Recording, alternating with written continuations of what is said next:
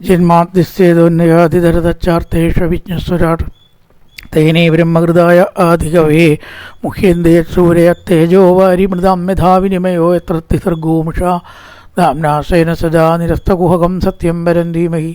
നമസ്കാരം. സനാതനധർമ്മ സംഹിതകൾ പങ്കുവയ്ക്കാനായുള്ള ചാനലായ നാദശ്രീയിലേക്ക് എല്ലാവർക്കും സ്വാഗതം. പ്രിയരെ, ചാനൽ സബ്സ്ക്രൈബ് ചെയ്യാനും ലൈക്ക് ചെയ്യാനും ഓർമ്മപ്പെടുത്തിക്കൊള്ളുന്നു.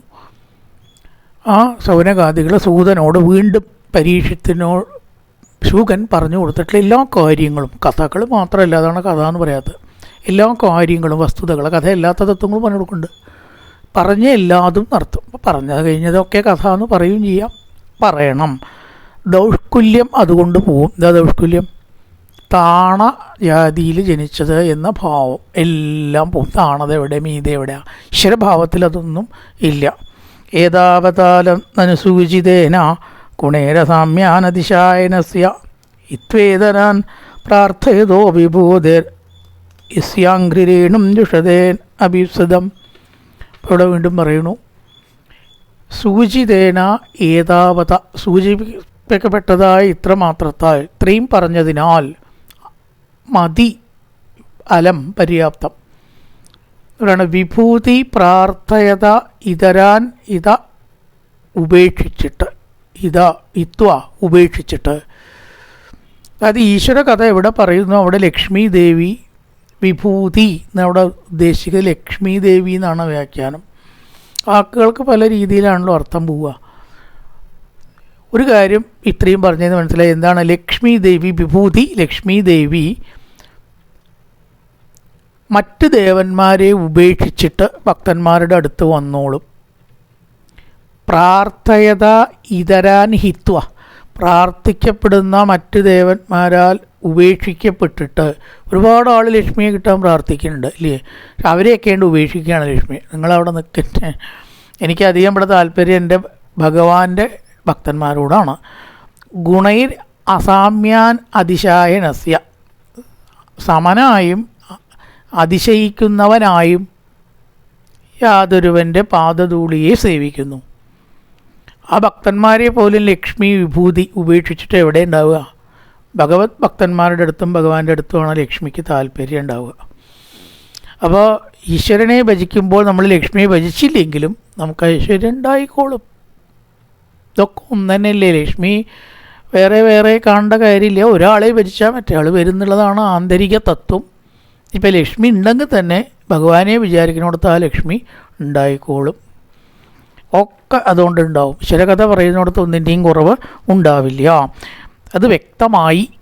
ഏതാവതാലം ഇത്രത്തോളം പറഞ്ഞതുകൊണ്ട് ഒന്നുറപ്പായി. ഏതാവതാലം അനുസൂചിതേന ഗുണേ അസാമ്യാൻ അതിശായനസ്യ, അസാമ്യമായിട്ടുള്ള ഗുണങ്ങളുള്ളതായിട്ടുള്ള ഭഗവാൻ ഉള്ള ദിക്കിൽ എന്തുണ്ടാവും? ലക്ഷ്മി തൻ്റെ ഭക്തന്മാരെ ഉപേക്ഷിച്ച് അവിടെ ഉണ്ടാവും. ഹിത്വേതരാൻ പ്രാർത്ഥയതോ വിഭൂതി, വിഭൂതി ലക്ഷ്മി തൻ്റെ ഭക്തന്മാരെ ഉപേക്ഷിച്ച് ഈശ്വരപാദഭക്തന്മാരുടെ അടുത്തുണ്ടാവും. യസ്യാംഘ്രിരേണും ജുഷതേന ഭീപ്സാം, എപ്പോഴും അവിടെ ഉണ്ടാവും. വേറെന്താ വേണ്ടത്?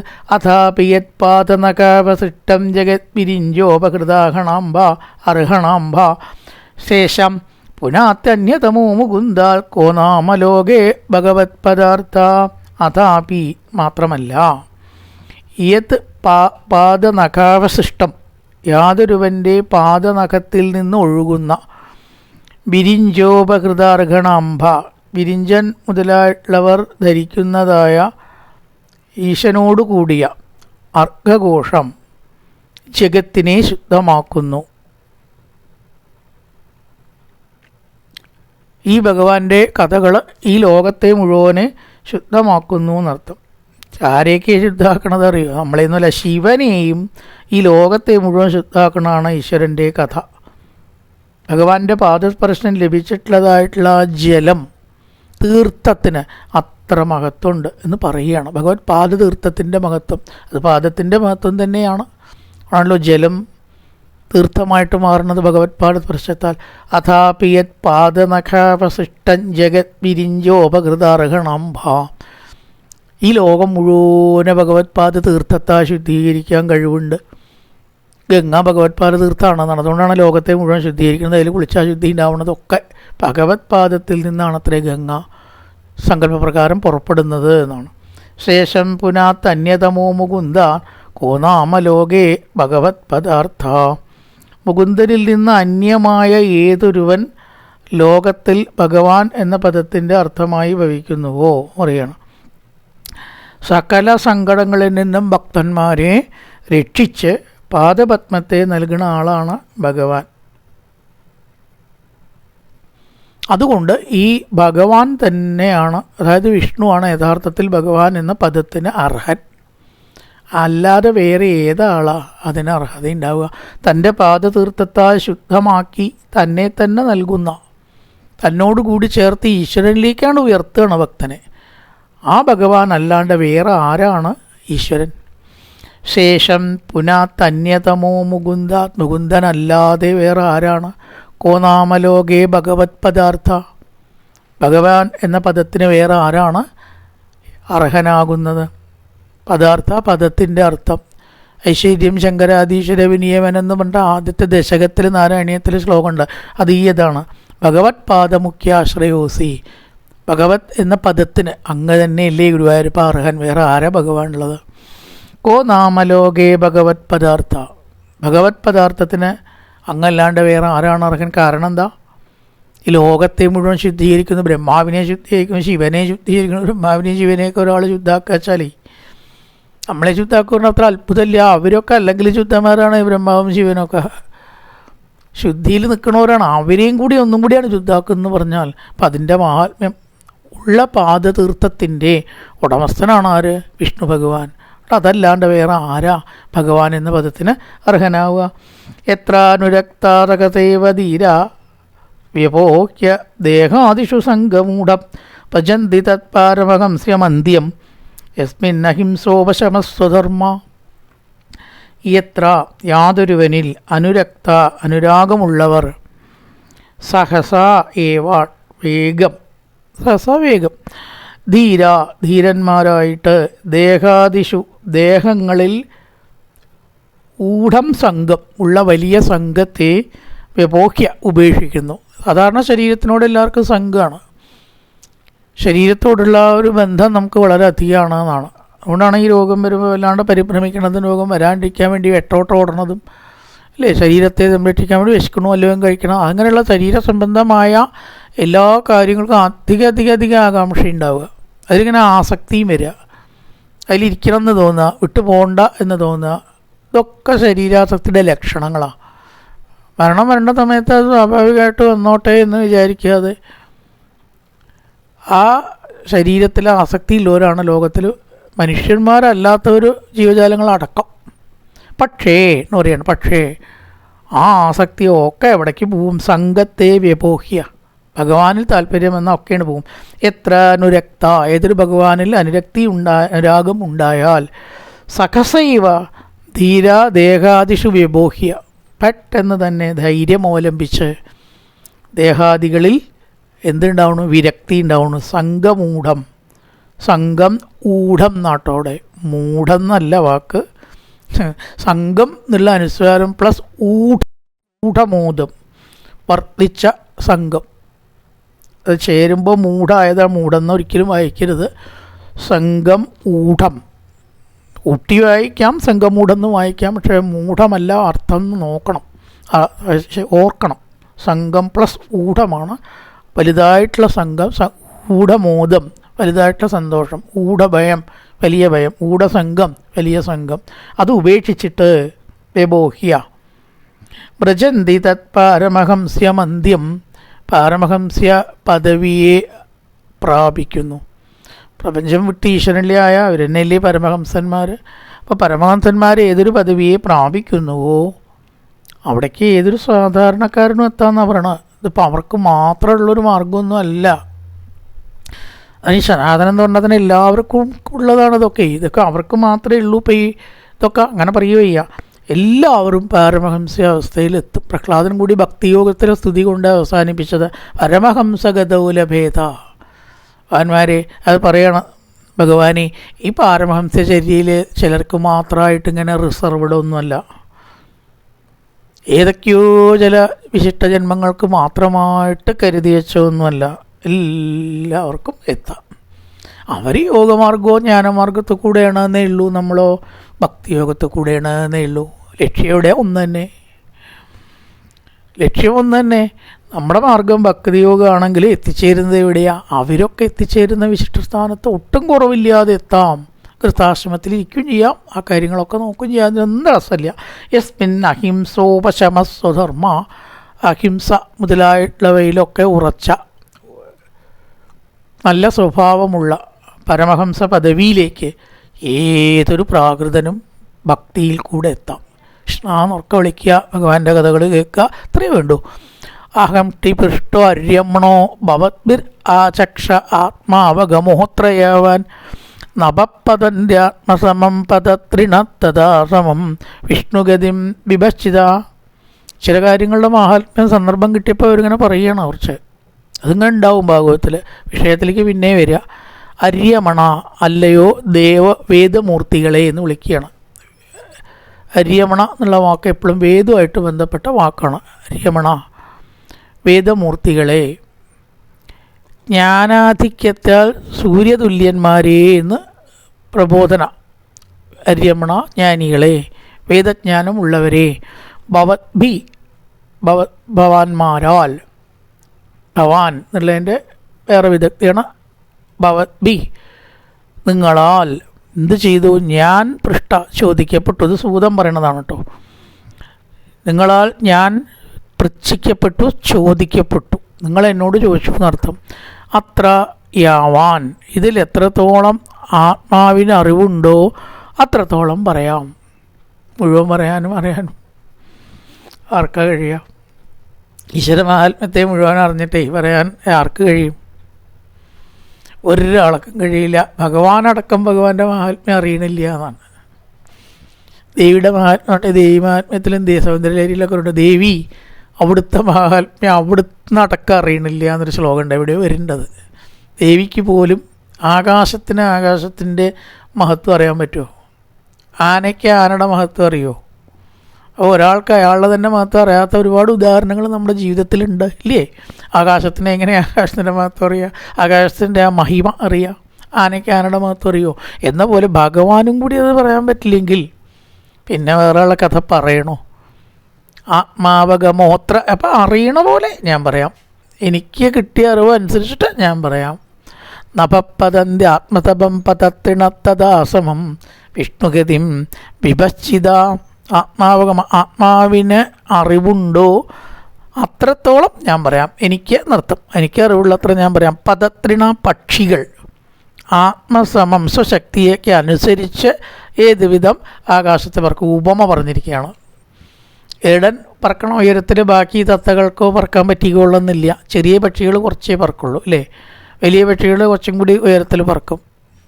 ഗരുഡനാണ് ഏറ്റവും ഉയരത്തിൽ പറക്കുക. അപ്പോൾ പക്ഷികൾ അവരവർക്ക് വഹിക്കുന്ന ഉയരത്തിൽ പറക്കും. എന്ന പോലെ നഭസ ആകാശം, നഭപദന്തി ആത്മസമം പതത്രിണ, പക്ഷികൾ ഏത് പ്രകാരം അവരവരാൽ കഴിയുന്ന ഉയരത്തിൽ പറക്കുന്നുവോ അതുപോലെ നമുക്ക് വഹിക്കണത്തോളം പറയാം. തഥാസമം വിഷ്ണുഗതിം വിഭജിത. ആ വിഷ്ണുവിൻ്റെ മാർഗങ്ങളെ ഓരോരുത്തർക്കും അറിയണ പോലെയല്ലേ പറയാൻ പറ്റൂ. എങ്ങനെയായാലും അത് മുഴുവനൊന്നും ആവലില്ല. ഭഗവാനടക്കം അത് മുഴുവൻ അറിയില്ല, പിന്നെ ബാക്കിയുള്ളവർക്ക് അറിയോ? ഇനി കഥ പറയുകയാണ്. പരീക്ഷത്തിനെ പറ്റി ചോദിച്ചതിൻ്റെ ഒരു അവതാരികയായിട്ടാണ് ഇതൊക്കെ വരുന്നത്. ഭഗവാൻ ഇപ്പം കഥയുടെ മഹാത്മ്യം എന്തിനാപ്പം അത് കേൾക്കണം, എന്തിനാപ്പം അത് പറയണം? ഇടയ്ക്കിടയ്ക്ക് ഇങ്ങനെ വരും ഭാഗവത്തിൽ. ഇനി എത്ര ദിക്കിലാണ് വരുന്നത്? ഓരോ അവതാരങ്ങളും ഓരോ കഥകളൊക്കെ ചോദിക്കുമ്പോഴും വരുമ്പോഴൊക്കെ അത് പറയുന്നുണ്ട്. അങ്ങനെ ആവർത്തിക്കുകയാണ്. അത് വേണം, അതിന് ജീവന് സുഖമുള്ളൂ, വേറെ യാതൊന്നിലും ഇല്ല എന്ന് ഉറപ്പിക്കാനാണ് ആവർത്തിച്ച് പറയണത്. ഏകദാധനുദ്യം വിചരൻ മൃഗയാം വനേ മൃഗാൻ അനുഗതശ്രാന്തക്ഷിതോ പുരുഷാം. ഏകത, ഒരിക്കൽ, ധനുരുദ്യം, വില്ലെടുത്ത്, വിചരൻ മൃഗയാം വനെ, പരീക്ഷിത്ത് നായാട്ടിന് പോവാം. മൃഗയാം വനെ, കാട്ടിൽ. മൃഗാൻ അനുഗത ശ്രാന്ത, മൃഗങ്ങളുടെ പിന്നാലെ ഓടിയിട്ടും അതിനെ പിടിച്ചിട്ടൊക്കെ ക്ഷീണിച്ചിട്ട് എന്ത് ചെയ്തു? ദാഹിച്ചു, വിശപ്പും ഉണ്ടായി. ക്ഷുരിത തൃഷിതോ ക്ഷുത വിശപ്പ്, തൃഷിതോ ദാഹം. വിശപ്പും ദാഹവും ധാരാളം വർദ്ധിച്ച ഒരാളായിട്ടാണ് മാറി പരീക്ഷിച്ചത്. മൃഗങ്ങളുടെ പിന്നാലെ പിടിക്കാൻ പോയപ്പോൾ വെള്ളം കുടിക്കണം. അപ്പം എന്താ വഴി? ജലാശയമചക്ഷാണ പ്രവിവേശത്തമാശ്രമം ദദർശ മുനിവാസീനം ശാന്തം മീലിതലോചനം. ജലാശയം അവിടെ എവിടെയും കണ്ടില്ല, ആ ചക്ഷാണ കണ്ടില്ല. കണ്ടായിരുന്നെടുത്ത് കുടിക്കാമായിരുന്നു. നദിയോ അരുവിയോ കിണറോ പൊയ്കയോ കെറിഞ്ഞോ വെച്ചാൽ വെള്ളം എടുത്ത് കുടിക്കാതെ എവിടെയും കാണാനില്ല, തിരഞ്ഞിട്ടൊന്നും. ശരി, ഇനിയിപ്പോൾ എന്താ ചെയ്യുക? തൊണ്ടയണച്ചാൽ വരലാന്ന് പറഞ്ഞു. എന്നാൽ ഒരു ആശ്രമം കണ്ടു, അവിടേക്ക് പോവുക. പ്രവിവേശത്തമാശ്രമം, ഒരു മഹർഷിയുടെ ആശ്രമം കണ്ടപ്പോൾ അതിൽ കയറിയിട്ട് വെള്ളം ഉണ്ടാവാം, കൊടുന്നു വെച്ചിട്ടുണ്ടാവും മഹർഷി. എന്നാൽ ചോക്കിയാന്ന് വിചാരിച്ചു. ദദർശ മുനിമാസീനം ശാന്തം മീലിതലോചനം. മീലിതലോചനം, കണ്ണടച്ചവനായിട്ടൊരു മഹർഷി അവിടെ ഇരിക്കുക, സമാധിയിലിരിക്കുക അദ്ദേഹം. ഈശ്വരനുമായിട്ട് വളരെയേറെ നമ്മൾ അങ്ങോട്ട് അടുത്താൽ ചുറ്റുപാട് അറിയില്ല എന്നാണ്. ആര് വന്നാലും അറിയില്ല, ഒരാൾ സ്പർശിച്ചാൽ അടക്കം അറിയില്ല എന്നാണ്. ഉറക്കത്തിൽ അറിയുന്നില്ലല്ലോ, ചിലതൊന്നും അറിയില്ല ഉറക്കത്തിൽ. നിങ്ങളെപ്പോഴേ വന്നു പോയി? ഞാൻ ഇന്നലെ ഒരു 8 മണിക്ക് വന്നു. അപ്പോൾ താൻ നല്ല ഉറക്കാണ്. അപ്പോൾ ഉറക്കത്തിൽ നമ്മൾ എന്തുണ്ടാവില്ല, ചുറ്റുപാട് അറിയില്ല. അതേപോലെ മീലിതലോചനം, കണ്ണടച്ച് സമാധി അനുഭവിക്കുന്നു. അങ്ങനത്തെ മഹർഷിയെ ദദർശ, ആസീനം മുനിം ദദർശ, ഇരിക്കുന്ന മഹർഷിയെ കണ്ടു. പോയിട്ട് ചോദിക്കുക. പ്രതിരുദ്ധേന്ദ്രിയ പ്രാണമനോ ബുദ്ധിമുഭാരതസ്ഥാനത്രയാത് പരം പ്രാപ്തം ബ്രഹ്മഭൂതം അവിക്രിയം. ഇരിക്കുന്ന രീതി, അതിൻ്റെ പ്രത്യേകത പറഞ്ഞിരിക്കുകയാണ് ഇവിടെ. ഇന്ദ്രിയങ്ങളെ അടക്കിയിട്ടാണ് ഇരിക്കുന്നത്. കണ്ണ്, മൂക്ക്, ചെവി, നാക്ക്, ത്വക്ക്, മനസ്സടക്കമുള്ള ഇന്ദ്രിയങ്ങൾ മുഴുവൻ ചലനം ഇല്ല. ഈശ്വരനിൽ വന്നാൽ അതൊക്കെ നിശ്ചലമാവും. അതാണ് രുദ്ധ പറഞ്ഞാൽ രോധിക്കുക, തടുക്കുക. പ്രാണമനോബുദ്ധി, മനസ്സ്, ബുദ്ധി മുതലായിട്ടതിനെല്ലാം അടക്കി സ്ഥാനത്രയാൽ പരം പ്രാപ്തം ബ്രഹ്മഭൂതം അവിക്രിയം. അത് സമാധിയുടെ വിവരണമാണ് കേട്ടോ. ബ്രഹ്മഭൂതം, ബ്രഹ്മം തന്നെ ഇവിടെ ആയ പോലെ ആയിരിക്കണം. ബ്രഹ്മഭൂതം അവിക്രിയം, യാതൊരു ചലനവും ഇല്ലാത്തവനായിട്ട് സ്ഥാനത്രയാൽ പരം പ്രാപ്തം. സാത്വികൻ, രാജസൻ, താമസം, അല്ലെങ്കിൽ ജാഗ്രത, സ്വപ്നം, സുഷുപ്തി, ഇതാണ് 3 അവസ്ഥ സാധാരണ.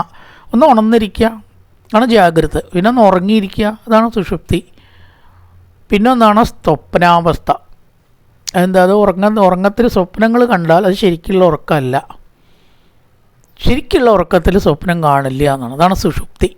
ഒരു സ്വപ്നവും കാണാതെ ഉറങ്ങിയാൽ അതാണ് യഥാർത്ഥ ഉറക്കം. സ്വപ്നം കണ്ടാൽ അത് ചലനമുണ്ട്, അത് ലേശം ഉണർന്നിട്ടില്ല എന്നേ ഉള്ളൂ. എന്നാൽ ഉറങ്ങുകയാണോ? അതുമല്ല. അതിനാണ് എന്താ പറയുക? സ്വപ്നാവസ്ഥ.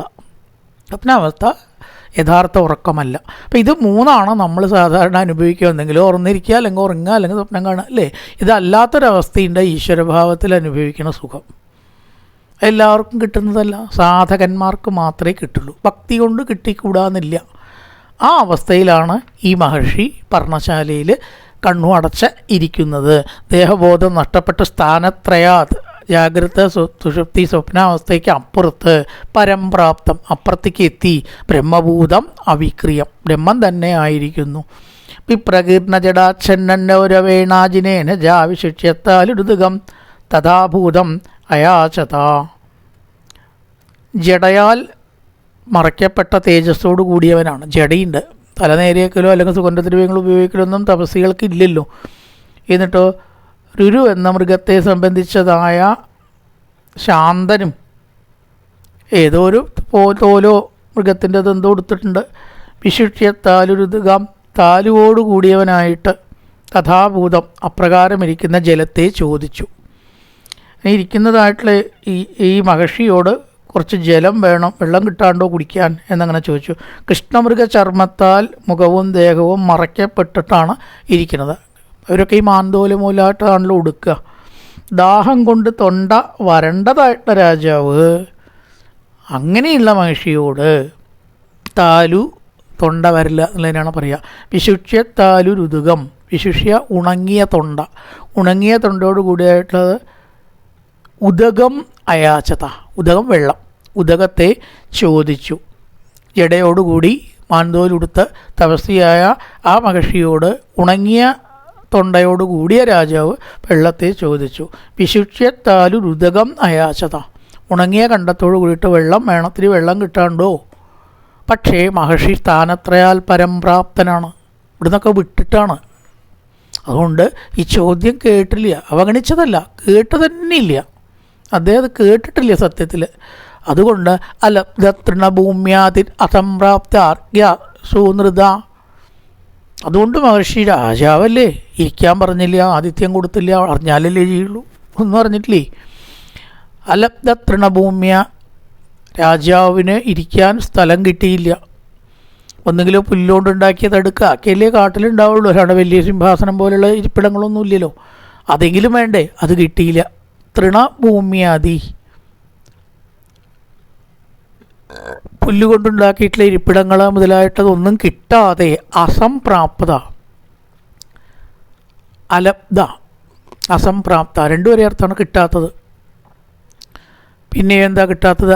അർഘ്യ സുനൃത, അർഘ്യം, കാലിൽ വെള്ളം ഒഴിച്ച രാജാവിനെ പൂജിക്കണം, അതിനൊക്കെയാണ്, രാജാവല്ലേ, മഹാരാജാവാണ്, അതൊന്നും ചെയ്തില്ല. അർഘ്യ സുനൃത, സൗമ്യ വാക്കോട് കൂടിയിട്ടുള്ളതായ രാജാവ്, ശരിക്കൊരു ദുഷ്ടനൊന്നും അല്ല, പക്ഷേ ദേഷ്യം വന്നു. അവജ്ഞാതമിവ ആത്മാനം, അപമാനിച്ചതുപോലെ രാജാവിനൊരു തോന്നൽ തോന്നി. അവജ്ഞാതമിവ ആത്മാനം മന്യമാനച്ചുകോപ, തന്നെ അവമാനിച്ചതുപോലെ, അവജ്ഞാതമിവ, തന്നെ അപമാനിച്ചതുപോലെ വിചാരിച്ചിട്ട്, അത്തരമൊരു പ്രതീതിയിൽപ്പെട്ടിട്ട് ദേഷ്യം വന്നു. മന്യമാനം വിചാരിച്ചിട്ട് എന്തുണ്ടായി? ചുകോപ, രാജാവാണ്, താനൊരു മഹാരാജാവാണ്, അവിടെ എത്ര ആളാണ്, ആരവിടെയെന്ന് ചോദിച്ചാൽ തന്നെ വണങ്ങാനുള്ളത് കൊട്ടാരത്തിൽ. എന്ത് വേണം മഹാരാജാവേന്ന് ചോദിച്ചിട്ട് മുമ്പിൽ വന്ന് നിൽക്കില്ലേ, ആ ആളെ കണ്ടു നടിക്കാണ്ട് ഇങ്ങനെ ഇരുന്നിട്ട് ദിവസീയ ഒരു മഹർഷി. ദേഷ്യം വന്നു രാജാവിന്. അഭൂതപൂർവസകതാട്ടുതൃപ്യാമർത്തിതാത്മന, ദേഷ്യം കൂടാൻ കാരണമുണ്ട്. വിശക്കുമ്പോൾ വേഗം ദേഷ്യം വരില്ലേ, എന്തെങ്കിലും ആ തടസ്സം, എന്തെങ്കിലും അയാൾ ചെയ്യുന്ന കാര്യം പെട്ടെന്ന് ചുണ്ടി വരി വിശക്കണവർക്ക്. അക്ഷുതൃഭ്യാം, വിശപ്പുണ്ട്, ദാഹമുണ്ട്. അർത്തിതാത്മന, വിഷമിച്ചതായ അവശനായ രാജാവ് അഭൂതപൂർവം, മുമ്പുണ്ടാവാത്ത വിധം കോപിച്ചു. ബ്രാഹ്മണം പ്രത്യവോ ബ്രഹ്മൻ മത്സ്യരോ മന്യുരേവച്ച, മന്യു ദേഷ്യം, മുമ്പൊരിക്കലും ഇല്ലാത്ത വിധം ദേഷ്യം. ആ മഹർഷിയോട് മത്സരവും ഉണ്ടായി. ബ്രാഹ്മണം മഹർഷിയെ ദേഷ്യപ്പെട്ടു. പ്രത്യഭൂത് ബ്രഹ്മൻ മത്സരോ മന്യുരേവച്ച, വലുതായിട്ടുള്ള മാത്സര്യവും കോപവും ആ മഹർഷിയുടെ നേരെ ഉണ്ടായി. ഇതിനെ ഞാൻ കാണിച്ചു തരാം. സതു ബ്രഹ്മഋഷേരം സേകദാസുമുരകണ്ഡുഷ വിനിർഗച്ഛന്തനുഷ്കോട്ട്യാ നിധായ പുരമാഗമ. അങ്ങനെ ഒരു സമാധി ഉണ്ടോ എന്നും പറഞ്ഞ് അവിടെ ചത്ത പാമ്പിനെ എടുത്ത് കഴുത്തിലിട്ടു എന്നാണ്. വിനിർഗച്ഛൻ, പുറത്തേക്ക് വന്നു രാജാവ് ദേഷ്യപ്പെട്ടിട്ട്. അപ്പോൾ അവിടെ കിടക്കുന്നുണ്ട് ഗദാസു, പ്രാണൻ പോയ ഉരകം, പാമ്പ് ചത്ത് കിടക്കണത്. പ്രാണൻ പോയിട്ട് ആ പാമ്പിനെ കണ്ടു. തൻ്റെ വില്ലുകൊണ്ട് അതിങ്ങോട്ട് തോണ്ടിയിട്ടു. ആ പാമ്പിനെ വില്ലിൻ്റെ അഗ്രത്താൽ ധനുഷ്കോട്ട്യ, ധനുഷ്കോടി എന്ന് പറഞ്ഞിട്ട് നമ്മൾ സിലോണിലത്തെ സ്ഥാനത്തിനല്ലേ, ധനുഷ്കോടി ഒരു വില്ലിനെ പോലെയുള്ളതാണ്. ഇവിടെ ധനുഷ്കോട്ട്യ എന്ന് പറഞ്ഞാൽ വില്ലിൻ്റെ ആ അറ്റം കൊണ്ട് എന്ത് ചെയ്തു? അതിനെ എടുത്ത് രാജാവിൻ്റെ കഴുത്തിലിട്ടു. ക്രോധാധിക്യത്താൽ ബ്രഹ്മർഷിയുടെ കഴുത്തിൽ ഇട്ടു. നിധായ പുരമാഗമത്, നിധായ കഴുത്തിലിട്ടിട്ട് രാജാവ് തൻ്റെ കൊട്ടാരത്തിലേക്ക് മടങ്ങി. ഏഷക്കിം നിബിതശേഷകരണോമീരിദേക്ഷണ മൃഷാ സമാധിരാഹോസ്തിൽ കിന്നുസ്യാക്ഷത്രബന്ധുവി. ഇത് കള്ളസമാധി. ഇങ്ങനെയൊക്കെ ഒരാൾ വന്നറിയാണ്ടിരിക്കൊരു സമാധിയോ? എന്തെങ്കിലുമൊക്കെ ശബ്ദം ഉണ്ടാക്കിയിട്ടുണ്ടാവും, ചിലപ്പോൾ കൈയടിക്കുകയെ കാലുകൊണ്ട് അങ്ങ് എന്നിട്ട് അറിഞ്ഞില്ല. ഏഷ നിബൃതാശേഷകരണ, അടയ്ക്കപ്പെട്ട സകലേന്ദ്രിയനോട് കൂടിയായിട്ട് കണ്ണും അടച്ചിരിക്കുകയെ, ഇങ്ങനെയൊക്കെ ഒരു അവസ്ഥയുണ്ടാവും മനുഷ്യന്. അതറിഞ്ഞവർക്കല്ലേ ഇപ്പം അതുണ്ടാകുന്ന അറിയുള്ളൂ. രാജാവ് അത്തരം അവസ്ഥ അനുഭവിച്ചിട്ടുണ്ടാവില്ല ചിലപ്പോൾ. ഭക്തനൊക്കെയാണ് കേട്ടോ, രക്ഷിത ഭക്തനല്ലാന്നൊന്നും പറയാൻ പറ്റില്ല. പക്ഷേ ഈ സമാധി ചിലപ്പോൾ അദ്ദേഹത്തിനോട് വിശ്വാസമായില്ല, അങ്ങനെയൊക്കെ വരും. ഇത് കാട്ടിക്കൂട്ടില്ലേ എന്നൊരു തോന്നൽ. ആഹോസിത്, ഈ ബ്രാഹ്മണരെ കൊണ്ട് എന്ത് കാര്യമാണ് നമുക്കുള്ളത്? ഇങ്ങനത്തെ എവിടെയെങ്കിലും ഇരിക്കുക, രാജാവ് വന്നാൽ വെള്ളവും കൊടുക്കില്ല, ആതിഥ്യവും കൊടുക്കില്ല, ഒരു സഹായവും ചെയ്യില്ല, ഒരു ഉപകാരവും ചെയ്യില്ല. ഇങ്ങനത്തെ ബ്രാഹ്മണരെ കൊണ്ട് എന്ത് കാര്യമാണ് ക്ഷത്രിയന്മാർക്കുള്ളത്? ഉപകാരം വേണ്ടേ എന്ന ഭാവത്താൽ ഇത് കാട്ടിക്കൂട്ടല്, മൃഷാസമാധി. മൃഷാസമാധി കളവായ സമാധി, യഥാർത്ഥ സമാധിയൊന്നും അല്ലത്. ഒരു ഉപകാരം ഒരാൾക്ക് ചെയ്യാതെ, തൻ്റെ ആശ്രമത്തിൽ വന്നവരോട് ആദിത്യ മര്യാദ കാണിക്കാതെ ഇങ്ങനെയൊക്കെ ഉണ്ടാവുമോ? ഇത് മൃഷാസമാധിയാണ്, കള്ളസമാധിയാണ് എന്ന് രാജാവ് ചിന്തിച്ചു. തസ്യ പുത്രോ അതിതേജസ്വി വികരൻ ബാലഗോർഭകേ. ആരാ? മഹർഷിയുടെ പുത്രനുണ്ട്, അതിതേജസ്വി അർഭകേ വികരൻ.